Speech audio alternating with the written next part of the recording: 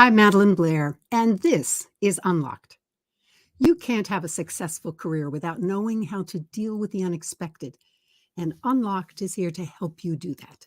If you're a person who sets goals that challenge you to fully reach your potential, this show is for you. This is a show about opening possibilities so that when you're hit with the unexpected, you have options from which to choose. You can learn more about the show on my website, madelineblair.com/unlockedtv. And there you can find all of the replays as well. And if you have topics that you'd like to have explored on the show, just email me at madeline@madelineblair.com. And of course, if you're curious about the background of this show, check out my book, Unlocked, Discover How to Embrace the Unexpected. You can get it on Kindle, audio, or paperback. If you'd like to explore what it means to build and nurture your resilience with me as a mentor, reach out directly to me to schedule a conversation. Again, Madeline@madelineblair.com. And be sure to sign up for my newsletter so that you can hear about all the offerings that are coming. Okay, let's get to our topic today. It's called Active Calm. The American Institute of Stress reports that about 33% of people report feeling extreme stress, with 77% of people experiencing stress that affects their physical health. The U.S. Department of Veteran Affairs says that more women, 8%, more women than men at 4%, will have PTSD at some point in their life, due in part to the types of traumatic events that women are more likely to experience, such as sexual assault. Our topic today is active calm. When I first read it, I thought it was an oxymoron. How can a person be both these things at once? The more I thought about it, examples sprang to mind. What about a doctor who is faced with an emergency? Is he calm as he is moving? How about a mother dealing with her family as they roughhouse at the table, spilling the milk jug? Can she retain her calm as she directs the cleanup? And what about the policeman who is facing a gun? Can she remain clear-headed enough to remember her training? We are designed to learn and grow from stress in our lives, but learning how to prepare ourselves for this is not part of the standard curriculum. That's why I have called upon my next guest, Dan Jones, and I am so anxious to talk with him. So let me bring him on screen. Dan, good morning. Good morning, Madeline. How are you? I am so well now that we've got things settled and we're going on the show. There are always 1,000 things to do beforehand, but we have them all done. So thank you so much and welcome to Unlocked. Thank you for having me. Well, let me tell the audience a little bit about you, and then we'll get into our topic. Dan Jones is the owner and founder of Moving Stillness Healing Arts, LLC, a training business that teaches and promotes the fluid and graceful art of Tai Chi Chuan, Qigong, and Qigong. Dan is a retired law enforcement officer and security professional with over 38 years combined experience. Today, based on his own experience and extensive training, he has created, owns, and operates a training and educational business that specializes in Tai Chi moving, mindfulness, meditation, and resilience training for first responders, veterans, and people employed in high stress and high-risk professions. He is currently the Tai Chi research consultant for Johns Hopkins Medical Center. He's a certified medical Qigong, a Sifu of Tai Chi Chuan, internal Kung Fu, and Huanshuan Temple boxing for over 40 years, with extensive experience in teaching specifically for health issues such as PTSD, arthritis, pain management, and more. I can't wait to hear how he suggests we bring calm into our work schedules, especially when we feel behind. and the schedule doesn't stop. So again, welcome, Dan, to Unlocked. Thank you. Did you notice I got through all those names? I was listening. You did a very good job. The pronunciation was pretty close and right on with some. Oh, good. Because as I told you, I hadn't had a chance to rehearse. Oh, well, such is life. Well, before we get into our conversation, Dan, I want to alert the audience that when we get to the end of our conversation, you are actually going to give us a demonstration. Is that right? That's right. That's correct. So things that we can do ourselves. I'm excited about that. All right, let's jump in here. You know, we hear a lot about PTSD. The news is filled with situations where those in charge of crisis situations act inappropriately. Why is this happening? And is this new, or are we just able to see this more easily due to cameras and mobile phones and internet? Well, first off, it's not new. In this high-tech age we live in, where at the right in your hand you can take videos and in an instant, it's being publicized a lot more. As far as I've been in law enforcement for a quarter of a century, and we work closely with the fire department. You know, we would often respond together. In those situations, first responders. Okay, I'll talk specifically about police officers. Every single day of our jobs, we go out with the risk of getting injured or, in the extreme circumstances, possibly killed, because we have to respond to the most gravest circumstances when it comes up. And in order to prepare for that, I have to say that being in law enforcement so long, the average officer doesn't have the training to the mental training that he got from the police academy, and even from his experiences on the road. Well, when I was in the police academy, I went to the State Police Academy, the Michigan State Police Academy, back in 1978. That's when I graduated. And most of the police training, it hasn't changed much, but there's a lot of advances in technology and such, and some in the training. But it's a lot of understanding laws and the bookwork, the physical training. They have things like patrol techniques where you go out and literally, we did it at an airport in a mock city, a building scene. Put you onto a lot of circumstances where you could ambushed, or you have a traffic stop, something happens, fire happens, all kinds of things like that. They do try to do the best they can to put you in, from a practical, safe perspective, to try to experience what would go on the road. But as we all know, especially in law enforcement and fire department, the actual learning comes when you graduate from the academy and you go out there on the road. Okay? And you can't totally prepare a person in a classroom from the way I described to be prepared for what you might encounter.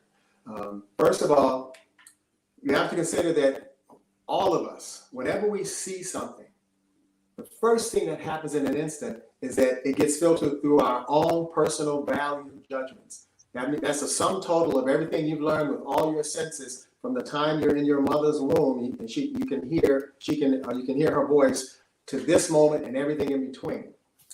And so that means that when you see something, you're going to see it a little bit different. I mean, you take, okay, for instance, at a traffic stop or in a corner, boom, you have a car crash. And then an officer shows up and you have witnesses. You divide the witnesses and you ask them what happened. You're going to have, if you got 5 witnesses, you're going to have 5 different stories that are similar.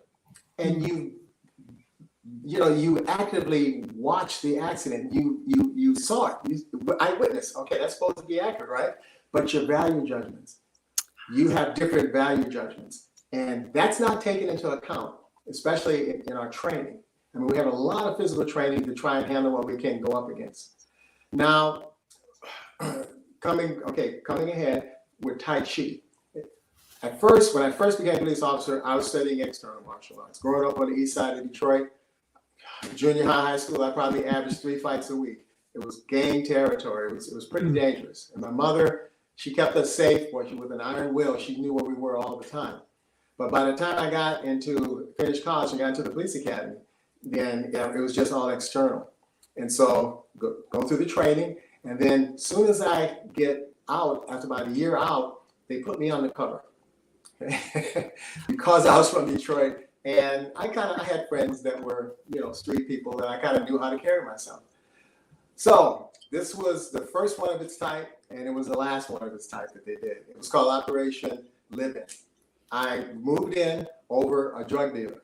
I was there 24/7, and my whole assignment in the beginning was to go out to different places and meet the worst of the worst and let them know that I'll buy anything. It doesn't matter whether it's stolen. So I was the fence. If you know what a fence is, they're the middleman between, when you're selling and somebody steals something, they got to, have the middleman. So after about 3 months, you can imagine the stress was quite severe. Okay? Yeah. I always had money. All the bad guys knew where I lived. They would come by all times of the night. I couldn't do anything without getting out of character, without running into some of these people. So I realized that all I was doing was external training, external martial arts, lifting weights. I was all yang. And yang, the term yin and yang, a lot of people have heard it. Yang is physical force, moving forward. Yin is yielding, softness. So because the training was all external and from a yang perspective, it wasn't balancing me. Everything holds its opposite, right? So the only reason you understand yang is because it's yin. So I realized that I needed to study internal.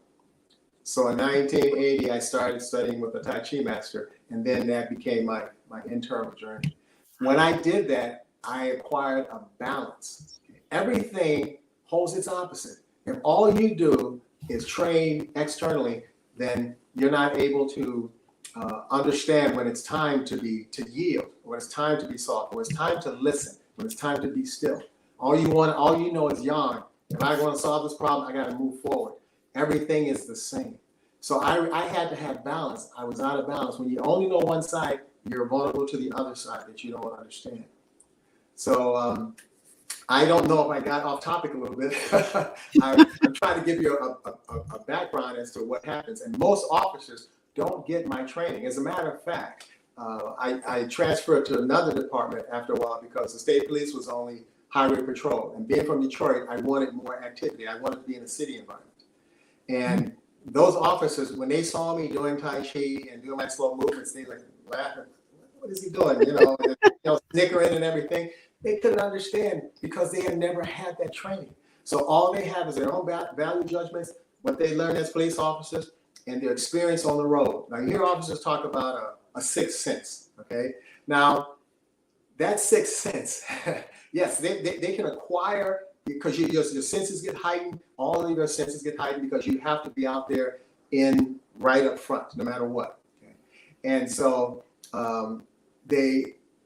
all they do is go one speed when they get out there. Now, all these experiences that they have, there's a saying about experiences. One can have 1,000 different experiences or the same experience 1,000 times.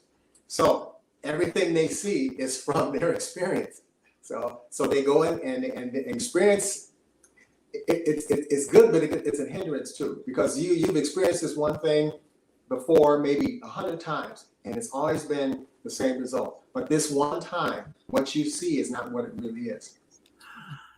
Now, the only way to be able to differentiate from that is through balance, through internal and external training.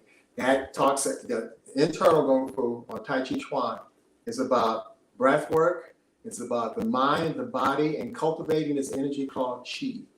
It's a life force, an internal force. And it's based on traditional Chinese medicine. So it's based on a system that has over 5,000 year history in healing. So it's pretty sound. And when you train, I'm sorry, did you? No, go, keep going. Okay. When you practice from an internal and external perspective, then you acquire a balance mentally, physically, and spiritually. Now, spiritually, I'm talking about your spirit. Some people, they don't have any desire to get up in the morning. Some people are just, rainbows and happy all the time. They have their flame is strong. They have a very strong spirit. And when you get beaten down, that spirit weakens. And everything is connected. The mind is connected to the body is connected to the spirit. If one is damaged, then they all three are damaged to a certain point. Now, the breathing, I can't say enough about mindful breathing, not just breathing. People say, oh, I'm breathing. Yeah, I know. I'm alive. I breathe. Yeah, you are. Okay. But the average person breathes from up here, chest breathing. Okay. And that's life sustaining. But as far as nourishing all the internal organs, having a direct access to your parasympathetic nervous system, that, by the way, we can access anytime we want. Okay? And to oxygenate all the cells of the body and the brain, I mean, it's abdominal breathing. Abdominal breathing does that. So mindful abdominal breathing, and the posture comes into play too. You can't be all slouchy and do it. You have posture in play. But when you put all those things together, yes. No, I just have to interrupt you because you're just getting so much. I'm like, whoa, my goodness. I want to come back to the yang and yin. Okay. I've never heard it described so simply and clearly, that it's the yang is the moving forward, the yin is the yielding. That's amazing, because that when I think about being in any kind of management situation, there are times when you must be aggressive, you must push and then there are times when you have to listen. And that's, I would assume from what you're describing, that's a yielding. Okay, I'm listening. Let it come to me. I may still come back aggressively and push back, but it's that balance. I love that. That's really very beneficial to my thinking when I try to help managers learn that listening is a part of management. So I want to thank you for that. There was another point I want to make, but it's gone now. So I just got so excited about, I know what it was. Now, you're going to think I'm absolutely crazy. You were talking about eyewitnesses and how an eyewitness you'll have 5 people and there'll be 5 different witnessing. I often will work with people where I tell them we see the world differently because of who we are. And I'll ask, and I've done this, I'll be talking to a whole big audience and I'll say, you guys on this side of the room, I want you to look around this auditorium as if you're the cleaning lady. And what do you see? Then you guys on this side, I want you to imagine that you are a thief. Look around this auditorium. And what do you see? And it's amazing. They see different things. And your point about it comes from our values. Well, I mean, I was just having them play act 2 different roles, and still they saw different things. So I just want to make that comment. Just a little addition. Well, please, interrupt. I get on the flow. Okay, it's called meditation in motion, and it starts to flow. And so when you want to interrupt me, hey, please. I just do it. Signs, yes. Okay, I got it. Well, my next question was, even though you were a police officer for many years, you now go back and you work with them. I suspect you have already said why you do that, but let me just give you an opportunity to expand on that, because I think that's a really important point for you. Thank you.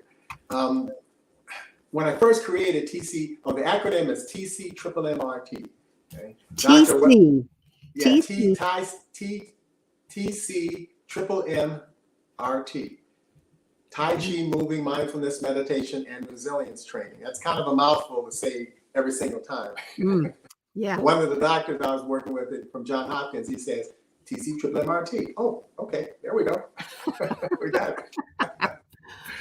Okay, so when I first created the program, I specifically directed it at law enforcement. That's firefighters, law enforcement, first responders. But I started with law enforcement because one of the things, especially now with the way law enforcement has taken so many horrible hits as far as making mistakes, bad shootings, accidental deaths, things like that. Now, those types of things, I want to say that when you talk about 350 million people in the United States and all of the millions of law enforcement officers across the state, that type of thing, unfortunately, is not new amongst law enforcement officers. They know that you're going to have a percentage of mistakes. And every now and then, you got a very, very small percentage of officers who should not be police officers because of their attitudes and beliefs. But that is the minute minority. law enforcement is a calling. I say at 85, over 85% of the law enforcement officers do it because it's a calling, not just a job. I mean, you have to choose to help the public, to put yourself between the general public and danger. That has to be a choice to do that, and you do it day in and day out. That type of stress, the average citizen doesn't understand. And so I wanted to help law enforcement officers because this type of training, my goal, okay, especially now that this study is complete, well, I'll talk about the study in a minute, but my goal is to get this in the police academies. Okay, that was my goal when I started this, and it still is. But I understand that I started with the most extreme level of stress, PTSD. Now you have minor stress, you have anxiety, all those are lower forms. But when you develop a program that can address the most extreme form of stress, you can modify it for almost any situation that has to do with mild anxiety to extreme PTSD and everything in between. So that was my goal, is to get it in the police academy. So I had to start out by teaching it in my Tai Chi, my studios and things. And I've taught some officers that I knew back then, not on a group level, but like one-on-one. They would be in my Tai Chi classes. As a matter of fact, there's a couple that are still Tai Chi instructors when I certified them many years ago. And I connect with them every so often. But there has to be a duality about the training. Okay, remember, duality, everything holds its opposite. As soon as you create something, you create its opposite. You wouldn't know that this was the front of my hand if I didn't have the back of my hand. You wouldn't know daytime if there wasn't nighttime to compare it to. So nothing is singular. Everything has a duality in nature. The police academies basically deal with the yang aspect. They don't deal with the yin aspect. The only time breathing comes in is when you're doing shooting at the range. They'll tell you to breathe in, breathe out some of it, hold it, squeeze the trigger. And they try to tell you that we had some classes about surviving a shooting and how to try and adjust your breath. But it was from a perspective that they didn't know that much about mindful breathing, about the process of meditation. So that's why that's the reasons I wanted to get into the academy and to be able to make this a part right from Jump Street, right straight out of the box, out of the academy. And then I give the program for sustainability to train instructors in this method. And so at first, it was trained. Every police department has a training officer that's in charge of training. I would train the training officers that could go to their respective departments and teach the officers, because I can't be everywhere all the time. So go ahead, please. I was going to say, I think it's remarkable on your part that you created the program and you're demonstrating its efficacy, that it does work. Then you can go back and say, okay, guys, this is what I recommend, and here's the evidence.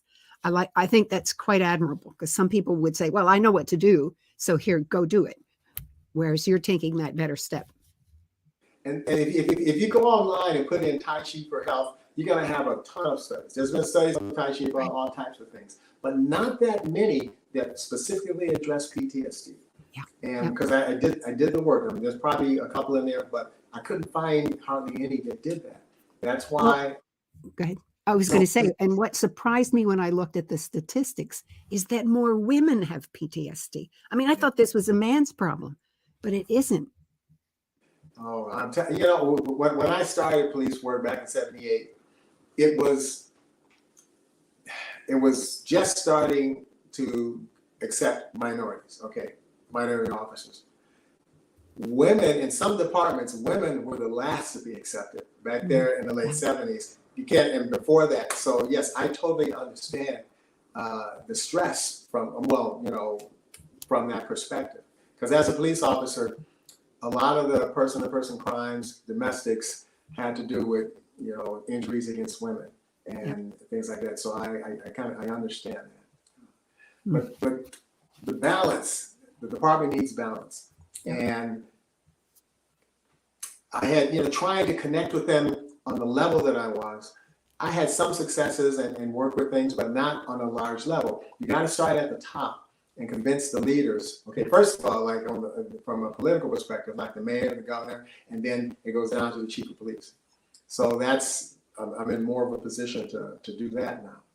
Well, I think your work probably with Johns Hopkins is going to be a real breakthrough for in many ways. In fact, why don't you take a moment and just talk about what you've done with Okay. Johns Hopkins? What we did, there's a doctor, the doctor that he's our medical consultant too for my business, TC MRT part of it and moving stillness. I knew him when he was 16 years old. He came to my Tai Chi class when he was 16. He trained for 2 years, then he went off to medical school, got his undergrad, graduate, MD, PhD, and he specialized in PTSD. Now he gets a hold of me a few years, backtrack a few years from now, prior to now, he contacts me. He still calls me Sifu. Okay? Now, I hadn't seen him in decades. And so he says, he finds out what I'm up to, and he says, you know, let's study with this would be awesome. Oop. Interested. Dan, because- you just blanked out, but you're back on. So Yeah, you had gotten as far as he calls you Sifu. And by the way, Sifu means master, yes? It's teacher or master. It depends on, you know, how you use it. But yes, me teacher or master. And he said that the problem that this is a wonderful opportunity because doing something like this with PTSD, the problem would have been either just having a police officer, experienced police officer with no Tai Chi background or Tai Chi with no law enforcement background. Yeah. So I had both, you know, decades of both. So what they did, they contacted the local department, fire and police in that state. And we had them both on board. And then the fire department jumped right in.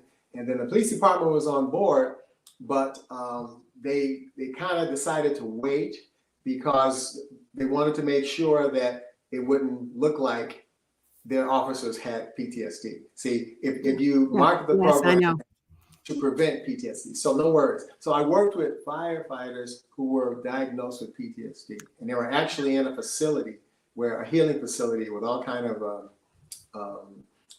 different interventions to help them to heal. And I started a couple days a week, and it was a couple times a day. Then it went to twice a week, and then once a day. But this was all online because it was during COVID.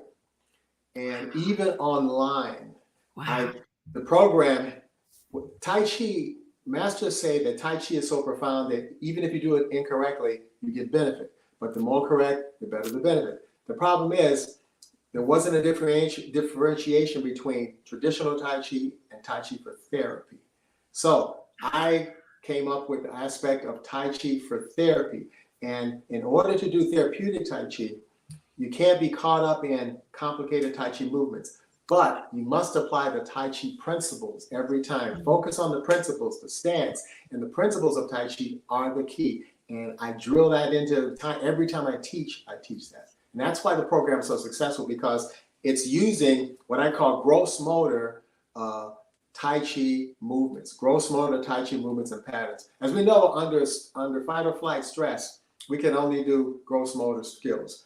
Pushing, from a police officer's perspective, grabbing, pushing, protecting themselves. They can't do any fine motor skills, which would be like doing traditional Tai Chi. So this is what I did.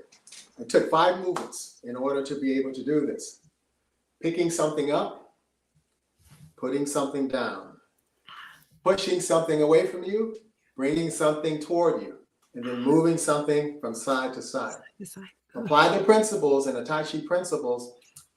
The participants who I taught were able to experience relaxation within like minutes, 15 minutes. Where in Tai Chi, you're so focused on choreography, it takes time to do that.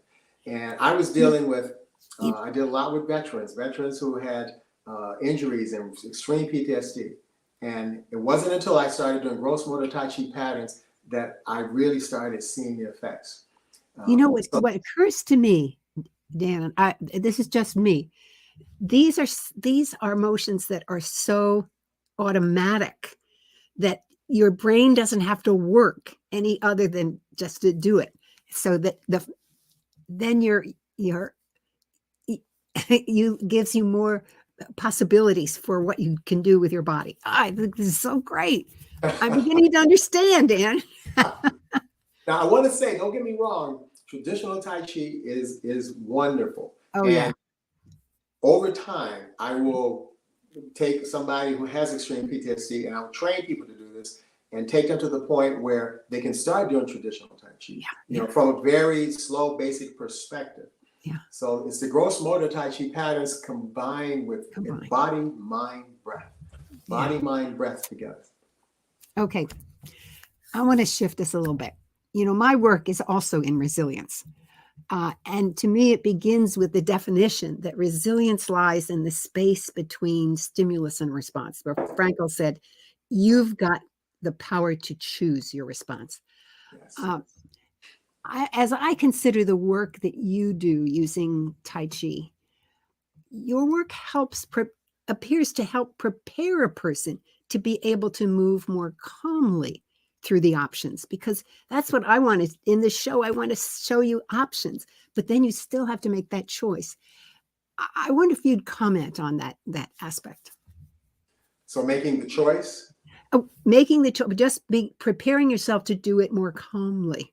Yes. Because you have to be able to think in order to be able to choose in those moments. It could be a need for something quick, or sometimes it can be a really tough decision that you may take months to resolve. Absolutely. Okay, that's wonderful. As soon as emotion gets in, I don't care how slight, it clouds your judgment. Emotion clouds the judgment. And then once that happens, once you start being judgmental, then you've kind of lost the whole thing right there. And then you just proceed with what you're used to. Yeah.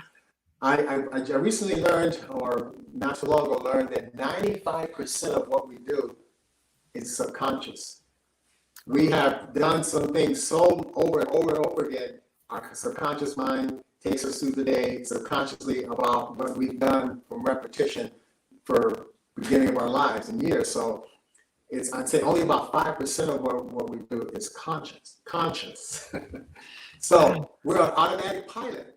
Where most of the majority of populations are automatic pilot. So when something happens, you're going to respond with what you're used to. The subconscious mind is going to say, this is what you do, go right or wrong.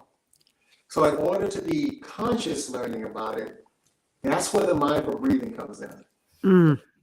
Just getting in the Tai Chi stance. And one of the things I'll do later is do that to show you that when you're in that stance, your chi is flowing freely and all your internal organs are laying comfortably. So not only just from an internal building perspective of chi, your blood is flowing freely, your organs, everything is working, and then you're working properly. So when you focus on your breath, the mindful breathing, that's done through the nose. So when you do that, it has a direct effect on the parasympathetic nervous system, which calms you down within a matter of a few breaths. So when you come to a situation and you don't choose, talking about choosing to be relaxed, you can want to be relaxed, but choosing to be takes practice. You have to prepare yourself for that. You can want to do it so hard in your mind, then as soon as the stimuli happens, boom, you're right back to what you're used to. Subconscious mind takes over, okay, this is what you do. I try to get people to, just from a simplistic perspective, even sitting up in the chair here, just a nice upright posture, and breathing with your mouth closed, just without anything else. Breathing through your mouth encourages the air to come past the upper lung down to your lower abdomen. Just breathing through your nose. So try to breathe through your nose when you're sitting and relaxing. And when you take a few breaths, that breathing from the abdominal area is what has a direct effect to the parasympathetic nervous system. This breathing up here gets you into fight or flight. Whenever you do extreme workouts, you're working hard, that's fight or flight. Interesting. I thought you was going to say. No. The physiological changes that occur when you're doing hard exertion exercise are the same as fight or flight. Your heart rate speeds up, your breath speeds up, all those types of changes. So I'm not saying that's bad, because you need to get your heart rate up for it to be healthy. I understand that. But your body wasn't meant to go into fight or flight 20 times a day, every day. That wears and tears on the mind, the spirit, and the body. And I keep those three, mind, body, spirit, because you want to train all of them. just physical training, that engages the mind and it engages the breath and the body, but it's about speed or muscle strength or endurance, which is fine. When you do internal training, you do it with your body relaxed. You learn to relax, right? All the training is on relaxation and softness. And you acquire that by getting in the stance and going into mindful breathing in the stance. Okay, so just being upright in your stance, that's more of an active form of meditation as opposed to just a passive form. Passive form is fine. It allows you to look inward. Where you sit in a lotus position and you meditate, don't get me wrong, that's powerful and it does work. But what I'm talking about is moving mindful meditation, taking that meditation with you anywhere you go. That's where the Tai Chi comes in, because you're in an upright posture that's already active, and then as you move and as you turn your field of vision, you look at a different place of where you're looking at from one side to the other. That's in motion. That's taking you to a different place. As you start to move laterally forward, that trains the body to be able to stay in that relaxed state with the mind engaged, because you need to think about what you're doing. So there's the mindfulness staying in the moment, and you're in motion. You're in motion. So that trains the subconscious mind to lead the body to take this meditative state no matter where you go. So in order to do that, you need that's where the balance of internal training and external training come together. Okay. I'll take a break and so I can. All right. Oh, I love this. I love this. Well, I always ask teenagers to send me questions because they ask different questions. Yeah. And I loved this one. And they asked, how does Tai Chi or Qigong or any other martial art heal its practitioners? Oh, great question. Great question. Okay, first of all, if you check statistics, chronic conditions, I've gotten different numbers. 70 to 90% of chronic conditions are directly due to stress. So first of all, directly due to stress, and that's a huge statement. The lowest I've heard was 70 and the highest was 90. So it's somewhere in there. So with that in mind, when you train the body through breath and mindfulness and moving mindfulness, stationary and moving, to do that every day, pick a specific time to practice and try to do it every day on a regular basis, it starts to become a habit. The subconscious mind, okay, we're used to doing this, I'm gonna grab that. Now that means that when you are in, and the subconscious mind says it doesn't matter whether you're calm or whether nothing's happening or when something exciting happens, you are practicing to stay calm through breath and mindfulness no matter what. So the conscious mind grabs that. And what happens is you are moving a conscious training of breathing and mindfulness and relaxation into your subconscious mind. The mind leads the body. It's not the other way around. If it's not in the mind, whatever the mind says, the body does, first of all. And you can't relax if your mind is full of clutter, or it won't shut down or turn, or slow down, or if it's just experienced trauma. So the breathing and mindful breathing, you are focused on the breath and the posture or the gross motor movements. So you can't think about the trauma. And then the breath has time to work and to relax the mental chatter in the mind. Once the mental chatter is relaxed in the mind, guess what? The body can relax. Now you have relaxation in the mind and body. And every day, at some time of the day, you do this. So the mind says, okay, this is going to be a part of what we do every day. So then the subconscious mind grabs it, and you find yourself in a real excited situation, and you're not excited. But you don't realize until after the fact, oh, I didn't get angry at that time. That means it's in your subconsciousness. And that's where you want to get it. So it doesn't matter what you're doing. You're riding, you're driving, you're at work, you're in the boss's office, you're training, even in your physical training, your mindfulness makes it safer and it makes it more efficient and it enhances it. I love it. One of the practices that I have in my work is I tell people for 5 minutes a day, You have to sit in silence. I don't give any other instruction. Just sit in silence. And it's amazing the pushback you get. Well, I don't have 5 minutes. Of course you have 5 minutes. Don't tell me you don't have 5 minutes. And I tell them, I said, now you'll know that this is successful when the 5 minutes are up and you want to stay a little longer. There you go. And as I'm listening to you, I'm thinking, especially by doing it regularly at a particular time in the day, it's almost as if your body figures out, okay, it's time now. And they go into it. Yeah, I like this. It's a nice addition to it, to my practice. And I take it a little further, though.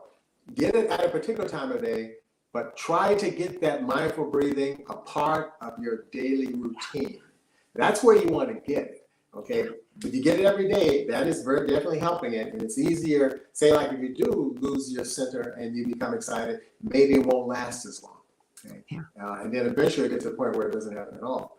But I tell students, so they say, well, how often do I practice? How long do I practice? Well, how long can you stand? Okay, if it's only 10 minutes, practice 10 minutes. Yeah. Okay, try to do it 20 minutes to a half hour, say like at a minimum if you can, even 15. But it's the regularity. Once it gets regular, then try to do it several times a day. Now, take it even further. When you wake up in the morning and you sit on the side of the bed, sit up straight. Take 3 deep abdominal breaths. Get up, go brush your teeth. Come and sit down for breakfast. Just before you eat, in order to prepare your digestive system for that food, take a couple of mindful breaths.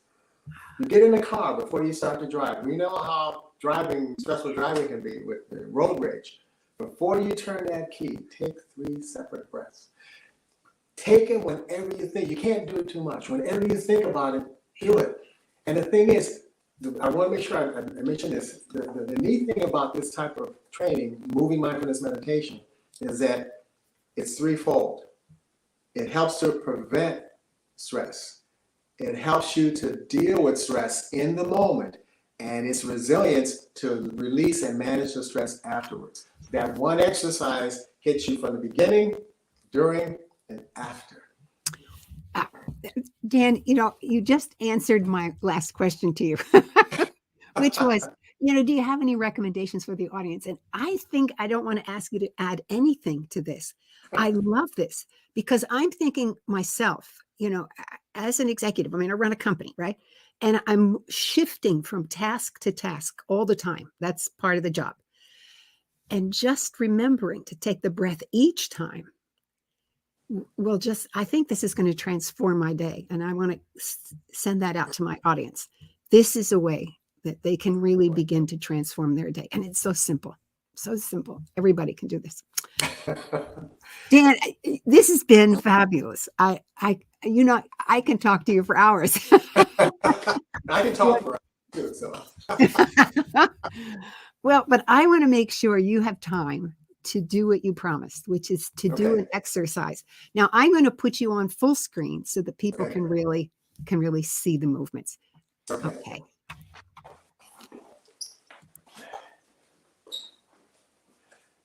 Okay.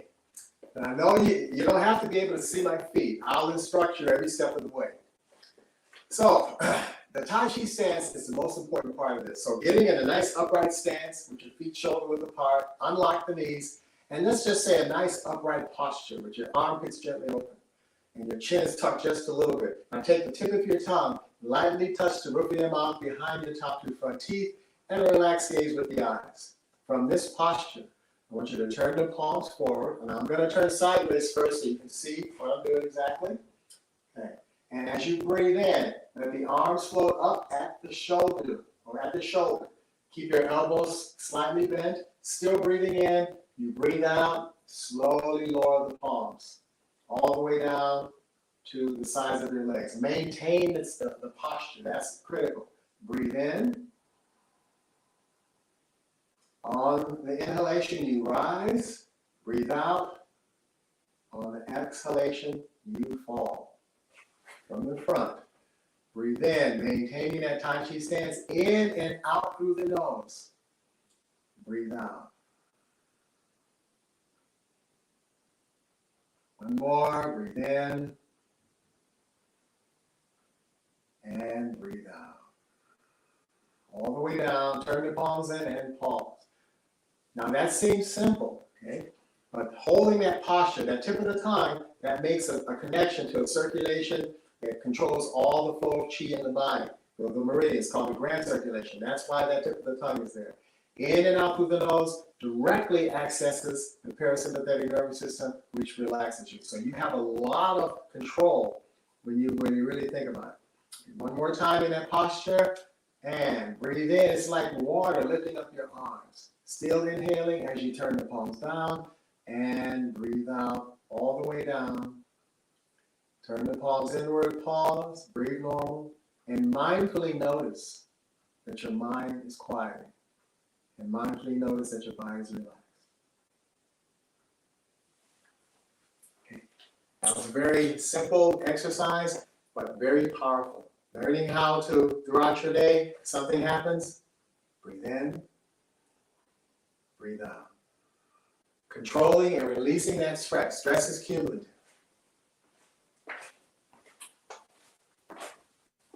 That was so awesome. I did it with you. Oh, thank you. It's I not hard. couldn't. No.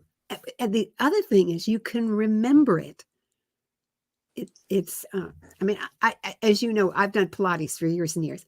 Mhm. And one of the reasons I do Pilates is because it never bores me, because you cannot remember the routines. And when you think you've gotten it memorized, your instructor throws in yet another of the hundreds of exercises that he has. So this is so nice. I can remember it, and it's very natural. You know, you're okay. I'll stop. I call that a ground. I think this is so great for my audience.